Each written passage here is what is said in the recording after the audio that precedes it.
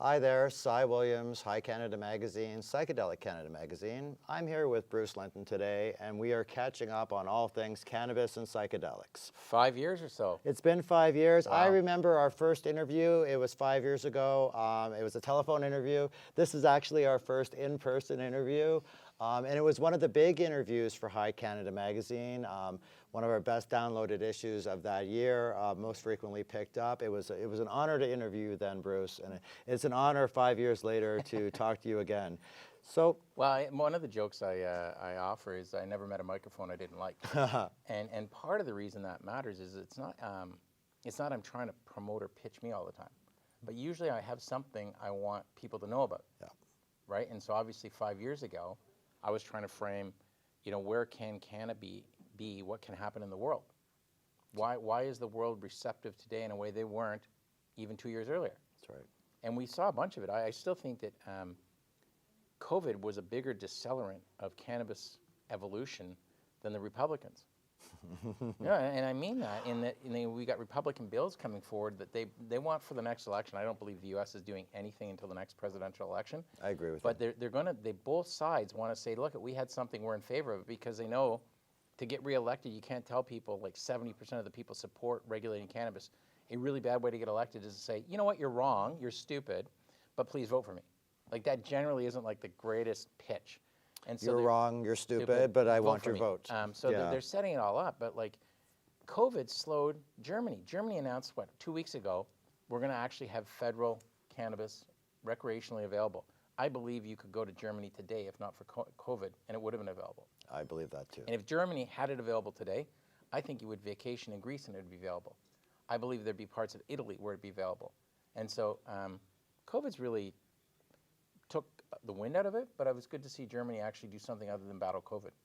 I agree. A lot of countries, a lot of companies that we're in contact with have used the Corona crisis, the isolation, the time, to better their brands, to really dig in deeper with what they're doing, to reinforce their messages, and to plan big things coming out of COVID. Well, I think they haven't, but I think that's, that's been part of the process. But COVID has been validating in a lot of ways, right? Like, I think only Massachusetts had a governor that looked like a complete moron saying that it's not an essential service to make cannabis available where all other states in the U.S. That's a pretty big backdrop to think about, where it wasn't even a valid or legal or accepted service, then becomes essential.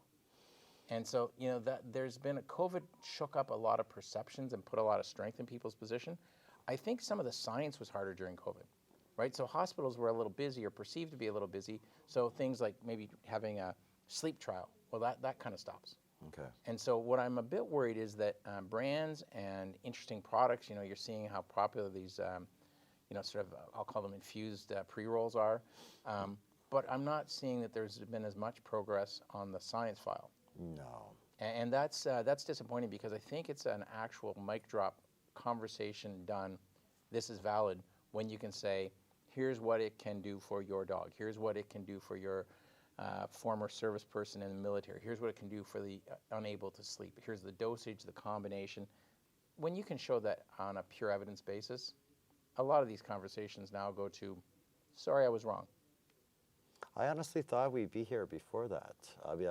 Be at that point with that knowledge and that research before this particular point in time. It's surprising to me a little bit that we haven't taken more time. Well, but think about it. The big excitement, perhaps overexcitement, has been recreational access. And as one of my guys I worked with said, he'd been working as a PhD veterinarian on dosage for dogs, because everybody got a dog during COVID, they're all going to be anxious, blah, blah, blah, you need some. He called me about a year ago, he goes, unless I can teach these dogs to drink out of a beer bottle, I don't think this is going to matter, because, what people focused their entire energy of a corporation on was recreational. Yeah. And so I think it'll swing back, and weirdly, I think it's going to swing back out of Europe. You know what? I agree with you. Medical cannabis, Europe, right? medical cannabis is so important to Europeans, and they're really not looking at it from the recreational side, which I yeah, I see us doing in Canada heavily and in the United States, and it's always been medicinal and more spiritually based, and it has deeper roots than we in the newer world can I think can appreciate at times. Well, it's kind of like a weird way to look at it, but I think plants have been more accepted in places like Germany. Otherwise, you wouldn't have like, what are those terrible tasting cough candies, Ricola? Ricola. But they have the herbs and all Yeah. this stuff, and then you go straight from there to getting a shot of Jägermeister or something. Also, yeah. But you can see where they had a long time where herbal medicines were much better regulated than in North America. And so I think there's a bigger on-ramp. Part of the reason in my prior life we bought this thing called C3 is they made dronabinol, and they had it in a regulated medicine format. So think just THC made in a different way. But they have that generally available throughout Germany in a very well-structured way. So you can say, well, what about the other? Well, once you knock off one European state with good science, they all follow.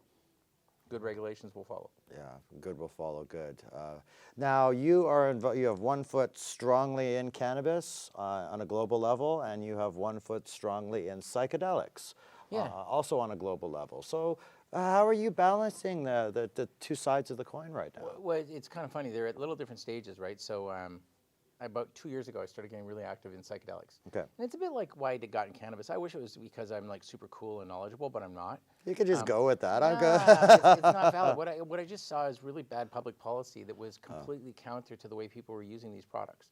And so when I had several choices in each of the spaces, I wanted to see who was doing science and who was doing brands. Okay. And what they then ultimately need is, how do I get organized? How do I get cashed up? And so, I leaned in pretty hard for 2 years on one called MindMed. And I think they would all agree that push pretty hard on cash, but also push pretty hard on, why do you want to pick exactly which molecule today? Like, aren't we in the business of outcomes? So why don't we say that we're psychedelic inspired and then go from LSD to ibogaine to you pick it. And whatever we can do with those that creates a benefit to a patient, that's a good thing. That's right. That's a business ultimately, because it takes away revenue from existing pharmaceutical companies. So that was MindMed, and it still is that. And we got a good start. The thing, it runs principally out of the U.S., but it's listed in Canada. Got a few $100 million in the bank, and now you can do stuff. I'm off that board. You do 2 years, that's lots. Yeah. Helped quite a bit with one called Red Light Holland. I'm a big fan of Red Light Holland. Well, Red Light, I think, is going to become and evolve into being the best brand, and it's got constantly opportunities to buy pieces of revenue. The key thing it's got to do is buy pieces of revenue. Yeah. Because having a great story where you don't have continuously growing revenue opportunities is hard. So now you have to say, well, how do I change the rules so there's more places I can go, and what else can I buy to put together? And so those are fun combinations, right? So sometimes you're seeing a regulator in St. Vincent, and sometimes you're chatting with somebody who's got something for sale in Jamaica. Okay. But that one I like because I just love the red light angle. The thing I found with psychedelics is a bit like cannabis. Everybody felt compelled in Canada with their first name. I got my Tweed coat on, right? Yeah. Why were we called Tweed? Because I did not want to have C-A-N and med in my name. Med can med. Right? Medican, How many med. companies out Everybody there? did that shit. I have my Rolodex is Canna, and then there's 100 cards. Right. So part of the reason I was called Tweed is I did not. Oh. I am. That's right. It'll stop ringing eventually. Part of the reason we're called Tweed is I knew that you have to repeat the name and it has to be memorable. Yeah. Tweed, therapeutic weed? Could be cool Therapeutic, fabric. yeah. Red Light Holland is the space that was sort of the weirdest regulation because it's intended to be the place where it could be safe for sex workers, really, but it could be other things that are kind of under this pseudo-regulated. And I liked it because I thought there are a couple of taboo areas I want to be supportive of. One is letting people have access to what they want in a safe way. That's Red Light. And the other part is I think Red Light, you'll find, is going to start leaning in on saying, we're going to talk about this. Like, why should it be unsafe for sex workers, but okay for everybody else to be more safe? Why don't we make this a safe, regulated? I'm not saying get in that business. It's not a business. I'm all for breaking stigma and dragging some of these untruths into the light of day and showing them for what they really are. Because my pitch always to everybody who was opposed to this stuff was, listen, I'm not trying to make you buy anything. I'm just trying to make you think. And I continue to use that line because I'm not advocating that anybody needs to have microdosed LSD, but they also shouldn't be against anybody who wants to. If it's done appropriately and it's truly microdosed and it's safe, fine. And it's the same with sex workers. It's the same, if nothing else, COVID has shown me that people are very entrenched in their perspectives and they offer them on social media. Because during COVID, I found this thing called the internet. And it has an application called Facebook. You should stay away from that. It's a huge time sink. I spend probably 10 to 15 minutes a day gently trying to straighten people out in a very positive and nice way. I think I'm like 0 for 1,000 on achieving that. Yeah. You know, I feel the same way. I've pretty much given up Facebook, and I find Twitter to be. I try to guide people along the way, and I'm also batting 0 for 1,000. Yeah. But I don't. The disappointing part of it is I thought maybe people would take this time to ingest others' views and see, do I want to evolve mine? Like, you know, maybe. I think some people did that. Yeah, and I think of some people, you know, you're hearing a lot more about mindfulness and really trying to be present and think, and that's encouraging. I hear a phrase frequently now, and it's in reference to psychedelics, and it always kind of sends a shiver down my spine. And the saying is, the quote is that psychedelics are going to disrupt the billion-dollar industry that is healthcare. Oh, yeah. How do you The feel only about thing that? I worry about using the phrase psychedelics is like carrying around a very heavy stone. It's an umbrella. DMT, ketamine, psilocybin, mescaline. And all of them should be allowed in a tent, but I just feel like sometimes we might have to change the name of the tent. And what I mean by that is that what we're trying to do is not what society thinks. What we're trying to do is actually harness these for betterment, where, you know, that betterment might be a better party, but the perception is such a battle. Like, it's twice as hard as it ever was with cannabis. It was, and there is a general, besides the stigma, I've discovered a little bit of a fear. People, they've heard about macrodosing, they've heard their friends talking about tripping hard, and they're hesitant to explore the potentials that are in psychedelics because of these misconceptions that you're going to spend an hour talking to your toaster, or you're going to think you can fly. Well, you're from British Columbia, and I don't know, the macrodose of shrooms that I first experienced from there didn't have a lot of positives.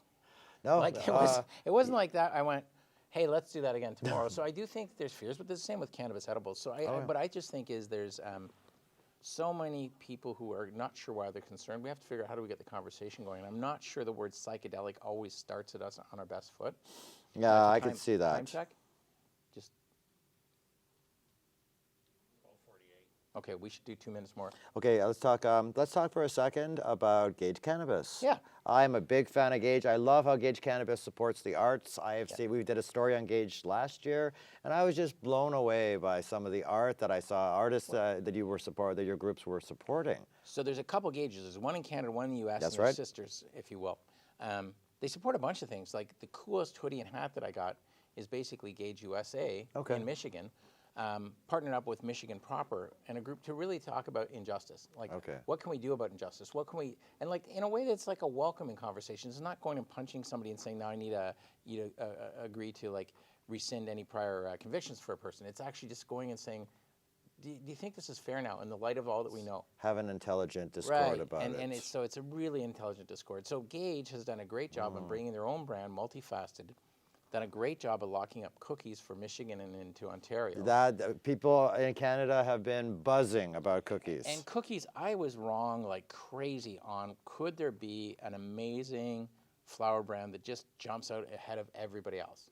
Because you think, it's a highly competitive area, you have to constantly have new genetics, you have to have a better business model, you have to have like a living personality. I find that dead people are bad at Twitter. They are horrible at Twitter. So like all these things, and I didn't peg it or pick it, but I applaud it.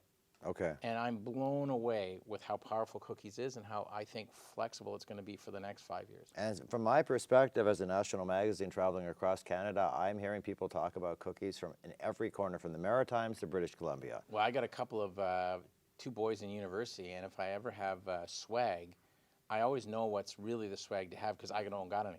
Because they steal it. Same here. And so like my cookies bags, I don't got any. No. In fact, I put a sticker on the top of my own backpack and showed it to their head of the biggest investor and said, I had to make my own, man. He's like, I can look after it. I said, no bother, because my kids will steal the bags because they love your brand. See, that's how you know. That's your benchmark, your canary in the coal mine right there. Yeah. Well, on behalf of High Canada Magazine and Psychedelic Canada Magazine, thank you so much for sitting down with us, Bruce. It's been a real pleasure. Very good. Thank you so much, man. Thanks. And congratulations on your Lifetime Achievement Award. You deserve it. Thank you. I hope I can do a couple more things. I hope so too. I hope they're not capping you now. Yeah, This yeah, is it. exactly. Anyhow, thanks very much. Thanks very much, Bruce.